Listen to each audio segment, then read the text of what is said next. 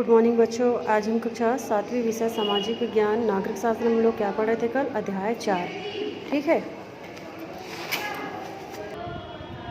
देखो हम यहाँ पे आए थे बाजार व्यवस्था में। ठीक है, तो किसी भी वस्तु का उत्पादन करने तथा उसे बेचने के लिए क्या है, उचित बाजार की व्यवस्था करना भी उद्योग का एक प्रमुख अंग है ना। इस प्रकार उद्योग को संचालित करने के लिए कच्चा माल जुटाना, सामान तैयार करना तथा बाजार में बेचना आवश्यक है। दस्तकार अपना कुछ सामान स्वतंत्र रूप से बाजारों में घूमकर भी बेचते हैं। इनका सामान आसपास के इलाकों में ही बिकता है। छत्तीसगढ़ में कुछ ऐसे इलाके भी हैं जो मिट्टी से बने इन सामानों के लिए प्रसिद्ध है, जैसे कि है कोंडागांव जिले, है ना।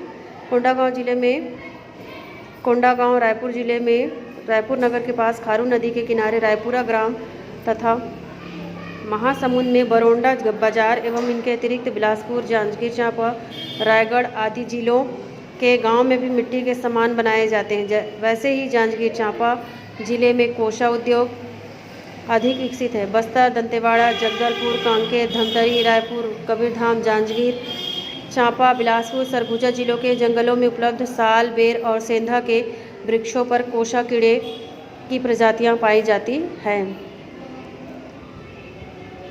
बाजार से बहुत सी वस्तुएं खरीदते हैं, जैसे कि चावल, दाल, सब्जियां, पुस्तक, कापी, पेन, मंजन, बिस्किट, दूध आदि। आइए अब हम बाजार व्यवस्था को जाने। कुछ स्थानों पर साप्ताहिक बाजार, कुछ स्थानों पर स्थायी बाजार और कुछ स्थानों पर बड़े बड़े शॉपिंग कॉम्प्लेक्स होते हैं। साप्ताहिक बाजार किसी एक निश्चित दिन व निश्चित स्थान पर लगती है, जहां पर बहुत सी वस्तुएं अपेक्षाकृत सस्ते दामों पर मिल जाती है। साप्ताहिक दुकानदारों को घर के लोग ही मदद करते हैं। वैसे बाज़ारों में खरीदारों के पास अच्छी वस्तुओं को चुनने के अवसर अधिक मिलते हैं।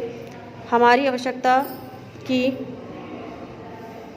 सभी वस्तुएं एक ही जगह में मिल जाती है। दस्तकार अपना कुछ सामान स्वतंत्र रूप से इन बाज़ारों में बेचते हैं, जैसे आपने मिट्टी के दस्तकारों के बारे में पढ़ा। स्थायी बाज़ार प्रायः शहरी क्षेत्रों में देखने को मिलते हैं, है ना, जहाँ प्रत्येक वस्तु का बाज़ार प्रतिदिन लगा होता है। हमारे गाँव मोहल्ले में भी जो दुकानें होती है वे भी स्थायी होती है। शॉपिंग मॉल और शॉपिंग कॉम्प्लेक्स बड़े बड़े शहरों में देखने को मिलते हैं। प्रायः वे बहुमंजिला वातानुकूलित यानी एसी दुकानें होती है। अलग अलग मंजिलों पर अलग अलग वस्तुएं मिलती हैं। बड़ी बड़ी दुकानों और शॉपिंग मॉल में ब्रांडेड सामान मिलते हैं और ब्रांड किसी उत्पाद पर किसी विशेष नाम या चिन्ह की मुहर लगाना, जैसे Hindustan private limited, Goodland, Bata, HMT, fair and lovely, Boroplus आदि। ये देख रहे हो गांव मोहल्ले की दुकान कैसे होती है, साप्ताहिक बाजार कैसे लगती है, शॉपिंग मॉल कैसे होते हैं, है ना। हमने कोसा उद्योग के बारे में पढ़ा है। यहाँ हम कोसा से बनी वस्तुओं को विभिन्न बाज़ारों से होते हुए उपभोक्ता तक कैसे पहुँचता है ना, और उपभोक्ता तक कैसे पहुँचता है, जैसे इसका अध्ययन करेंगे। तो कोसा के फल को हम क्या करते हैं, छोटे व्यापारी खरीदते हैं और उसे बुनकर को क्या करते हैं, बुनकर को धागा बनाने के लिए देते हैं। उनसे धागा बड़े व्यापारी खरीद कर वस्त्र बुनवाते हैं और बने वस्त्रों को थोक बाजार में भेजते हैं, है ना, थोक बाजार में भेज देते हैं। वहाँ क्या करते हैं, वहाँ से फुटकर बाजार पहुँचता है।